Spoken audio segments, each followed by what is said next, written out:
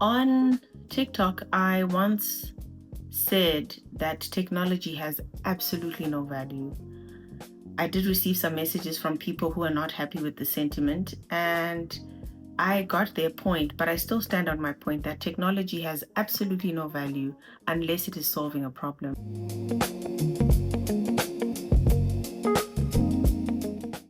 In my opinion, I feel like technology is a tool that helps us solve problems, and that is the reason why fintechs have thrived in Africa.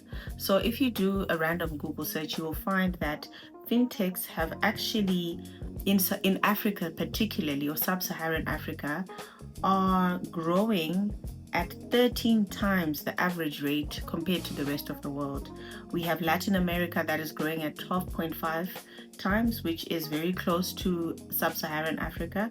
And then we have parts of Asia where fintechs are growing by 8.5 or by 8.5 times. So it's clear to see that fintechs are actually thriving in Africa. And there's a reason for that. It's not necessarily because fintechs inherently are cool, as most people would like to believe. So, honing on to my point that technology only has value when it's solving a problem, fintechs are actually solving a major problem in Africa, which is that most of the population in Africa are unbanked. That is, they don't have access to formal financial services like banks or other financial institutions. And this is a big problem because in Africa, or rather not having access to formal financial institutions can affect your credit score, which can then affect how much access you have to funding whether you have business ideas or access to loans for emergencies that can come up in life. And so that is the big motivator for fintechs in Africa. So in a study by Mutobi 2024, this is the conclusion, or this is the summary that I got, that in sub-Saharan parts of Africa, 30% of the population is banked as of 2012. Unlike the rest of the world, where the average population of 70% is banked, the opposite is actually true in sub-Saharan Africa. And in sub-Saharan Africa, 60% of the population live in rural areas where there's limited access to traditional banking facilities, healthcare, basic social services, with most of the population there not being educated or financially literate. And this is one of the reasons why a large population in Africa remains unbanked. And as a result, things like mobile wallets in the eastern parts of Africa, like M-Pesa, have gained so much momentum, and they're very popular because they solve this problem of being unbanked. Whether people have relatives who are in the diaspora who'd like to send them money, it is easier for them to access or to receive the money if the money is being received on their mobile phones. And fintechs thrive in Africa because most of the population actually has access to a mobile phone device. Whether it is a smartphone or just a basic phone, people can actually use USSD or other self-help options to access these. And they do well because these mobile wallet companies have different agents who are known in the region, who are popular in the region, who can actually train people and educate them on how to use the mobile wallets. And once people have mobile wallets as a form of a bank account, it allows them to save money. It allows family members to support them in the case of an emergency. It allows them to have savings. It allows them to actually create a credit record in some countries that they can use to then apply for small loans or micro loans. But without that, they would not have had the opportunity to have this limited financial service. And more importantly, there are things to consider around banking in general. There's a lot of red tape around banks, and it's not a bad thing because it is required for banks to maintain or keep their licenses, like know who their customers are and where they live and what their source of funds is. Whereas with mobile wallets, that is not necessarily required. What one needs is simply having a mobile phone that is registered to your name, and you can actually have access to a mobile wallet.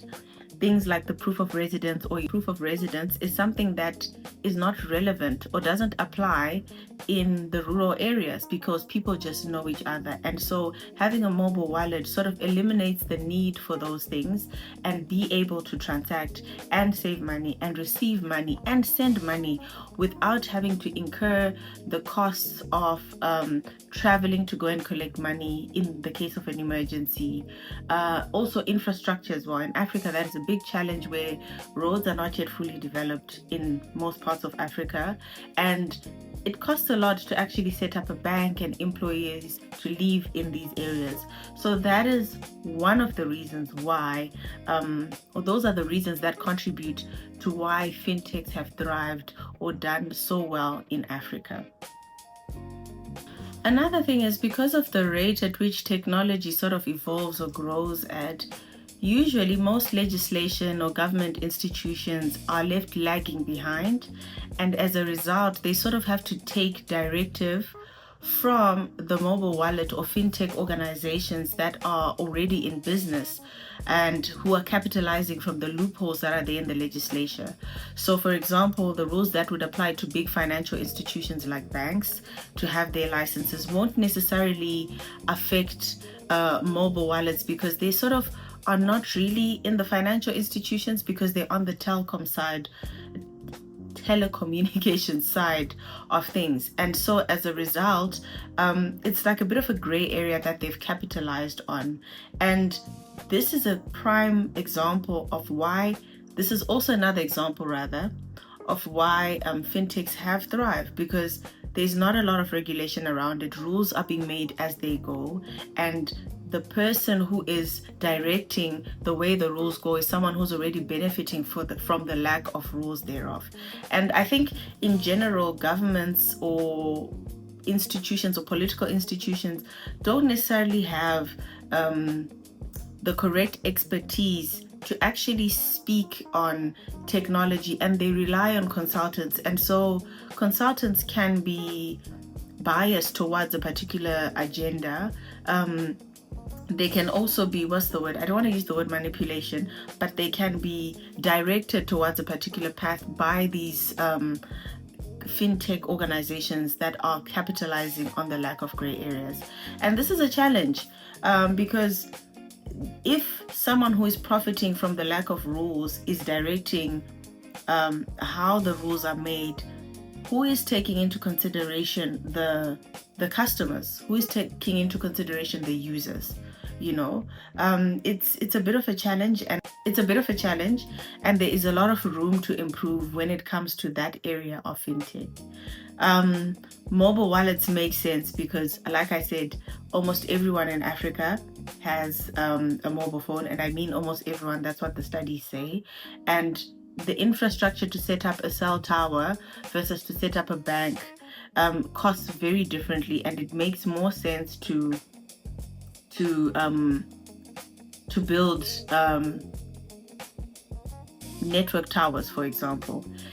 In countries like South Africa, though, that may not necessarily be true because access to banking facilities are more accessible than other parts of Africa. If you have traveled in Africa, most of the people who are in urban areas have access to banking facilities. However, the further you move from the urban areas, regardless of which country it is, you realize that infrastructure is not as good as it is in the urban areas. And so that is the motivating factor. M-Pesa is in quite a few countries in Africa, not just Kenya. I think Mozambique also has M-Pesa, and a few other countries in the East, and also North and West Africa also have their own mobile wallets. Let me just check here.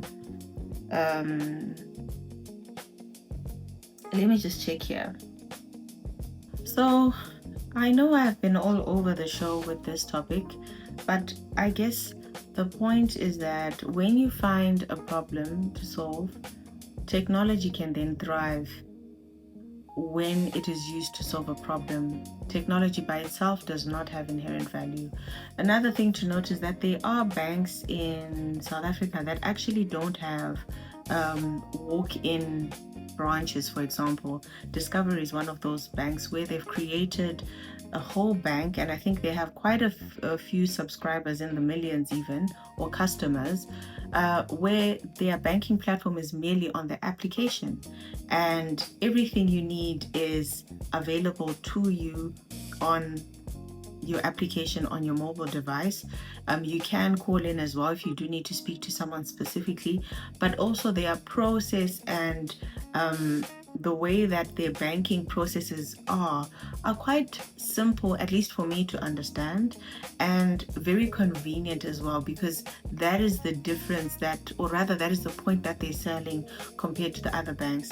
Other quite tech forward banks would be Capitec, for example. I remember when I had a Capitec account, I was very surprised when I opened the account that I didn't have to sign a single paper. Everything was digital, and it was so convenient because I didn't have to then walk out with copies of that paper and of those papers, and they emailed the documentation to me. So that's also another thing.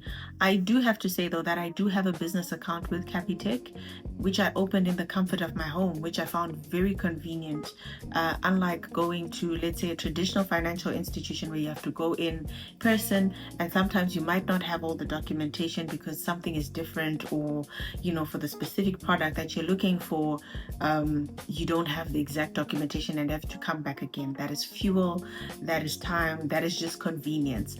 So I guess all of this to say that there is a reason why financial technological institutions are thriving in Africa, and it's because most of the population in Africa is not banked, and there are still opportunities to thrive and create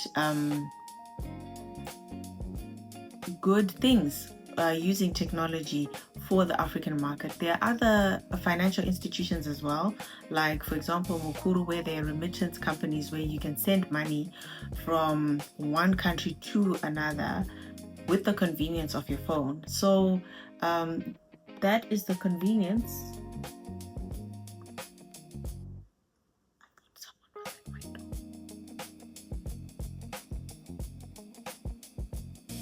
Yeah, so other financial institutions like Mama Money as well, Hello Paisa, these are financial institutions that have been capitalizing on the sub-Saharan market as well as the Asian market as well, in terms of remittance and transferring money.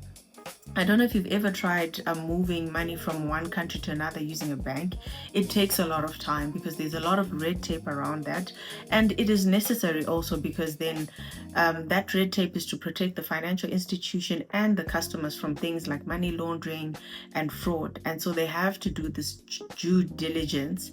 And so it does take time.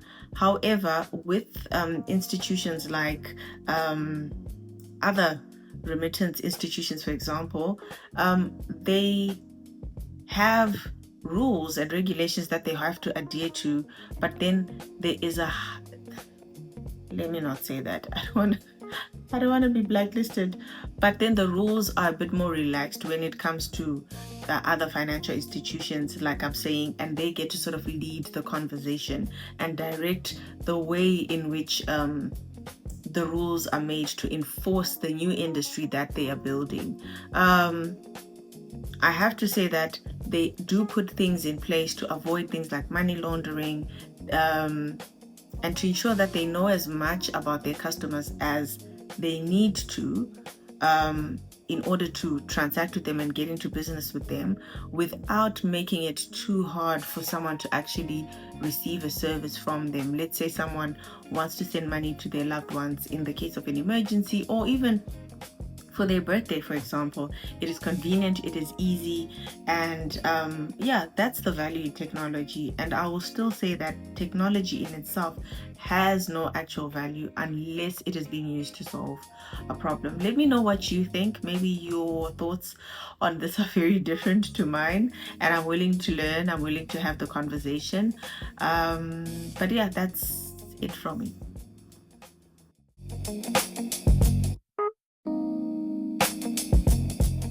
A utility bill and those are things, or those are parts where